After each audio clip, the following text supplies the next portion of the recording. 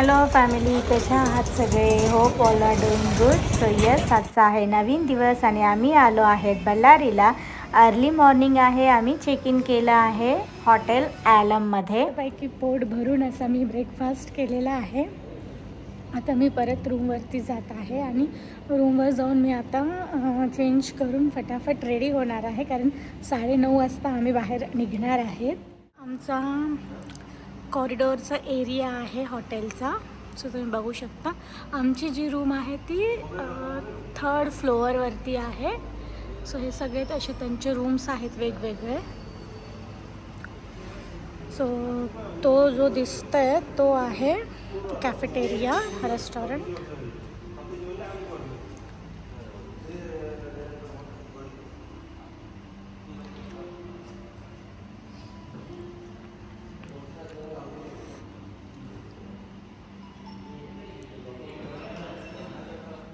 इथे एंट्री केल्या त्यांनी डिटॉक्स वॉटर ठेवलेला आहे कॉम्प्लिमेंटरी.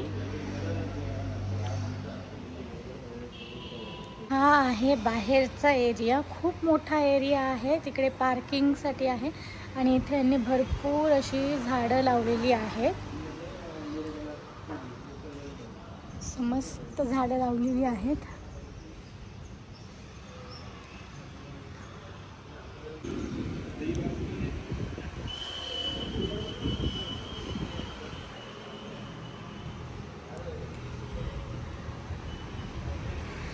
तिकडे लहान मुलांसाठी गार्डन सुद्धा आहे. प्ले एरिया सुद्धा केलेला आहे त्यांनी थोडासा. आणि एक विंटेज कार ठेवलेली आहे इथे फोटोसाठी, बघू शकता तुम्ही. असं ओव्हरऑल हे हॉटेल आहे.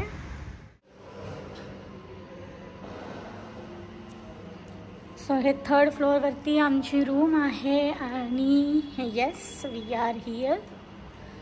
So this is our room number 318.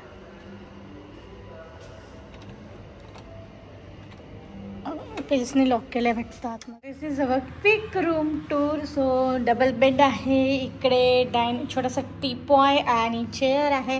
इकडे मस्तपैकी विंडो आहे आणि इकडून छान असा मस्त असा व्ह्यू दिसतोय. इतका सुंदर आहे. आणि मोरांचा सुद्धा खूप आवाज येत आहे. बहुधा तिथे असावेत मोर. खूप मस्त आवाज येतोय मोरांचा, पण मोर काही दिसली नाही आहेत मला. सो हे इकडे एक काय म्हणतात ते वर्किंग स्टेशनसाठी त्यांनी टेबल दिलेला आहे. चेअर आहे. इकडे छोटासा TV आहे आणि इकडे कबर्ड्स आहेत. आणि हे इकडे मिरर, इथे मिरर दिलेला आहे. आणि इथे छोटासा टीपॉय आहे मेकअपसाठी, जिथे आम्ही आमचं सगळं सामान ठेवलेलं आहे. आणि बेडवरती आता आम्हाला जे कपडे घालायचे आहेत ते आम्ही ठेवलेले आहेत. सो इकडे कबर्डसुद्धा आलेला आहे आणि इकडे आहे वॉशरूम. सो हे कबर्डसुद्धा आलेलं आहे. सो येस, ही आमची रूम आहे. जास्त काही याच्यामध्ये फॅसिलिटीज नाही आहेत, बट येस, ओके आहे. सेंट्रलाइज AC सुद्धा त्यांनी दिलेला आहे आणि मस्त रूम आहे. व्ह्यू खूप छान आहे आणि एकदम मस्त आहे.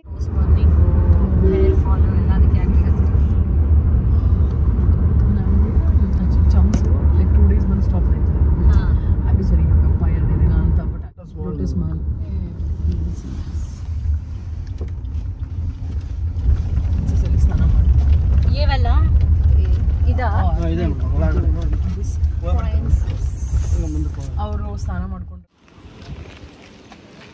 So these are my friends. Oh, vlogging. Ma'am. Hello. Shamli ma'am. So आज आम्ही एक्सप्लोर करणार आहेत हम्पी. आम्ही आलो आहेत हम्पीला. सो चला तर मग माझ्यासोबत आपण एक्सप्लोर करूया. हम्पीमध्ये आल्यानंतर पहिलंच ठिकाण आम्हाला लागलं ते म्हणजे क्वीन्स बाथ. क्वीन्स बाथ हे विजयनगरच्या राजघराण्यातील स्त्रियांसाठी अच्युतरायाने बांधले होते असे मानले जाते. राणीचे स्नान असे नाव दिले असले तरी शक्यतो ते राजा आणि त्याच्या राण्यांचे खासगी स्नानगृह म्हणून वापरले. राणीचे स्नान ही एक साधी, बाह्य आणि सुशोभित आतील बाजू असलेली एक विस्तृत रचना आहे. इंडो इस्लामिक वास्तुकला शैलीत बांधलेली ही आकर्षक बंदिस्त जागा हम्पीमधील इतर कोणत्याही खाजगी किंवा सार्वजनिक स्नानगृहांपेक्षा अद्वितीय. कक्ष में रानी का नाम तिरुमला देवी चिन्ना देवी, रानी का नाम क्या है तिरुमला देवी चिन्ना देवी के लिए राजा कृष्णदेव रेड्डी में इंडो इस्लामिकल आर्किटेक्चर से स्विमिंग पूल बना दिया। ओके ना, रानी खुश है तो राजा खुश है, राजा खुश है तो प्रजा खुश है, रानी के लिए लग्जरी। ओके ना, रानी के लिए देखिए ऐसा देखो ये अपनी रानी का है। नमस्ते मैडम, नमस्ते, गुड मॉर्निंग। ಯಾವ ಊರು ಮೇಡಮ್? ಇಲ್ಲೇ ನಮ್ಮ ಲೋಕಲ್ ಯಾವ ಊರು? बँगलोर। नमस्ते मॅडम। सो आता आम्ही आलो आहेत, शिवलिंगाची एक मूर्ती आहे खूप मोठी, सो ती मूर्ती पाहण्यासाठी आम्ही आलो आहे। तर हे आहे हम्पीतील बादवलिंग मंदिर। हे सगळ्यात मोठं लिंग आहे। असं म्हटलं जातं की या लिंगाकडे आपण जर बारकाईने पाहिलं तर आपल्याला 3 कोरलेले त्यांचे डोळे दिसू शकतात। आणि आख्यायिका अशी आहे की हे जे मंदिर आहे ते एका शेतकरी महिलेने उभारले होते, म्हणून त्याला नाव पडलं आहे बदवलिंग, कारण बदवा म्हणजे स्थानिक भाषेमध्ये गरीब। बादवलिंग मंदिराच्या बाजूलाच आहे लक्ष्मी नरसिंहाचं मंदिर। लक्ष्मी नरसिंह म्हटलं जातं कारण मूळ मूर्तीमध्ये देवी लक्ष्मीची सुद्धा प्रतिमा होती, जी त्यांच्या मांडीवर बसलेली होती। पण विजयनगरच्या पडझडीला कारणीभूत ठरलेल्या छाप्यादरम्यान या पुतळ्याचे गंभीर नुकसान झाले होते। त्यांच्या मांडीवर कोरलेल्या लक्ष्मीच्या एवढ्या मोठ्या मूर्तीचा खराब झालेला भागही गायब आहे। तुम्हाला माहिती आहे का, विजयनगर साम्राज्याच्या काळात हम्पी हे एक भरभराटीचे सांस्कृतिक आणि व्यावसायिक केंद्र होते आणि त्यावेळी ते जगातील सर्वात श्रीमंत शहरांपैकी एक मानले जात होते। विजयनगर साम्राज्याची राजधानी असलेले हम्पी शहर तुंगभद्रा नदीच्या काठावर वसले आहे। विरूपाक्ष मंदिर हे येथील मुख्य तीर्थक्षेत्र आहे। या मंदिराला सुमारे 7व्या शतकापासून अखंड इतिहास आहे। विरूपाक्ष मंदिराच्या छतावरील चित्रे 14व्या आणि 16व्या शतकातील आहेत।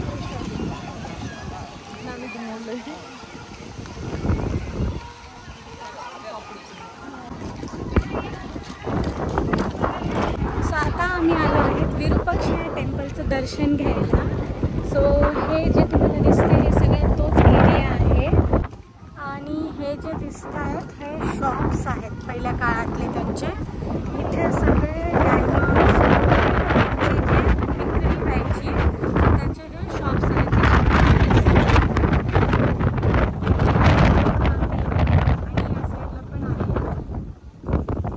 मुख्य मंदिरात एक गर्भगृह, 3 बाहेरचे कक्ष, एक खांब असलेले सभामंडप आणि एक खांब असलेला खुला सभामंडप आहे। या खांबांवर नाजूक नक्षीकाम केलेले आहे। याशिवाय मुख्य मंदिराच्या आसपास अजून एक खांब असलेले मंडप, प्रवेशद्वार, अंगण, लहान देवळे आणि इतर छोट्या इमारती आहेत।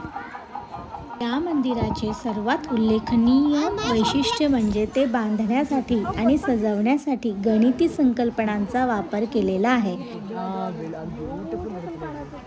आणि त्यामुळेच इथे बघू शकता तुम्ही इमेज दिसत आहे जी मंदिराचीच आहे। इथे समोर त्याच्या एक्झॅक्टली एक छोटंसं ओपन स्पेस आहे, तिथून आपल्याला शिखर दिसतं देवाचं मंदिराचं। ते एकदम त्याच्या समोर भिंतीवरती त्याची सावली रिफ्लेक्ट होती, ती पण उलटी। वरचा भाग जो आहे तो खाली येत आहे शिखराचा। सो हे जो पाण्याचा साठा दिसते आहे ते आहे मनमथ टँक त्याला म्हणतात, त्यालाच पुष्करणी सुद्धा म्हणतात। हम्पीमध्ये जिथे जिथे पाण्याचा साठा आहे त्याला त्यांनी पुष्करणीच असं नाव दिलेलं आहे। पुष्करणी म्हणजे काय ते एक साठा असतो, टँक सारखा असतो, जे त्यांनी त्याचं आर्किटेक्चर त्यांनी हम्पी स्टाईल, विजयनगरा स्टाईल त्यांनी डेकोरेट केलेलं आहे। मंदिराच्या बाहेर आल्यानंतर थोडंसं हम्पी स्टाईल आम्हाला मार्केट्स भेटले, जिथे मस्तपैकी स्टोन्सचे जे हम्पी जे फेमस आहे तिथे स्टोनचे वेगवेगळे धूप holders, candle holders, incense stick holders वेगवेगळे काही काही होते ते भेटले आम्हाला।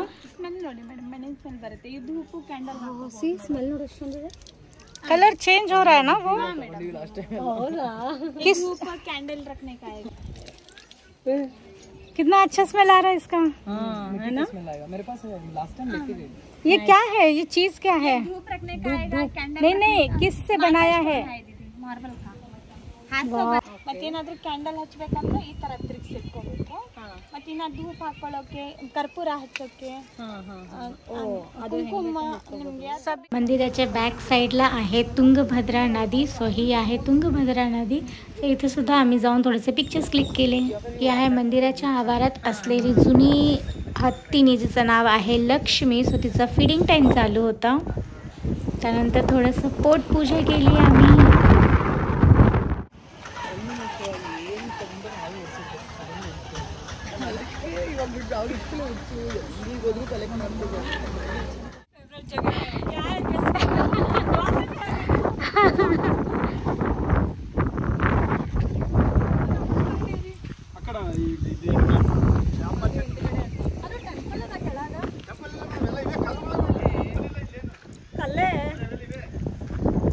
Everything is there in this. They have depicted in this. Okay. Warriors lady Papa